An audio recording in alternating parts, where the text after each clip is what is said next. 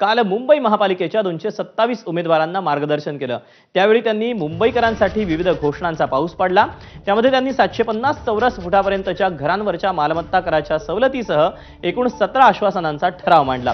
ठाकरे बंधूंच्या या प्रेझेंटेशनवर आज शिंदेंच्या शिवसेनेनं सडकून टीका केली।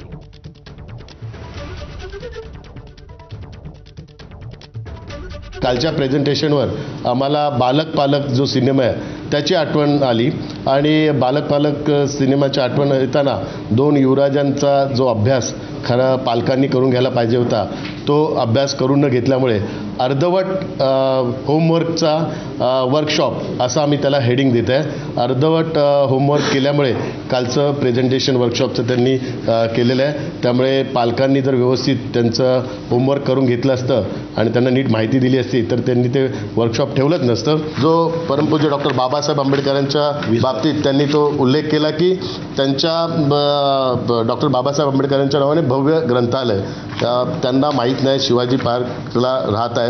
शिवाजी पार्कच्या बाजूलाच इंदू मिल इथे आंतरराष्ट्रीय डॉक्टर बाबासाहेब आंबेडकरांचं स्मारक होतं आणि त्या ठिकाणी देशातलं मोठं ग्रंथालय यापूर्वीच काम त्याचं सुरू झालं आहे। अंतिम टप्प्यात काम आहे। केवळ डॉक्टर बाबासाहेब आंबेडकरांचं पुतळ्याचं काम त्या ठिकाणी बाकी आहे। त्यामुळे त्यांनी केलेलं आहे। त्यामुळे पालकांनी जर व्यवस्थित त्यांचं होमवर्क करून घेतलं असतं आणि त्यांना नीट माहिती दिली असती तर त्यांनी ते वर्कशॉप ठेवलंच नसतं। जो परमपूज्य डॉक्टर बाबासाहेब आंबेडकरांच्या बाबतीत त्यांनी तो उल्लेख केला की त्यांच्या डॉक्टर बाबासाहेब आंबेडकरांच्या नावाने भव्य ग्रंथालय त्यांना माहीत नाही शिवाजी पार्कला राहत आहेत। शिवाजी पार्कच्या बाजूलाच इंदू मिल इथे आंतरराष्ट्रीय डॉक्टर बाबासाहेब आंबेडकरांचं स्मारक होतं आणि त्या ठिकाणी देशातलं मोठं ग्रंथालय यापूर्वीच काम त्याचं सुरू झालं आहे। अंतिम टप्प्यात काम आहे। केवळ डॉक्टर बाबासाहेब आंबेडकरांचं पुतळ्याचं काम त्या ठिकाणी बाकी आहे। त्यामुळे ज्या गोष्टी ऑलरेडी चालू आहेत, ज्या गोष्टी ऑलरेडी करत आहेत आणि ज्या गोष्टी आपल्या घराच्या बाजूला आहेत त्या गोष्टीची त्यांना माहिती नाही ही अत्यंत दुर्दैवाची गोष्ट आहे।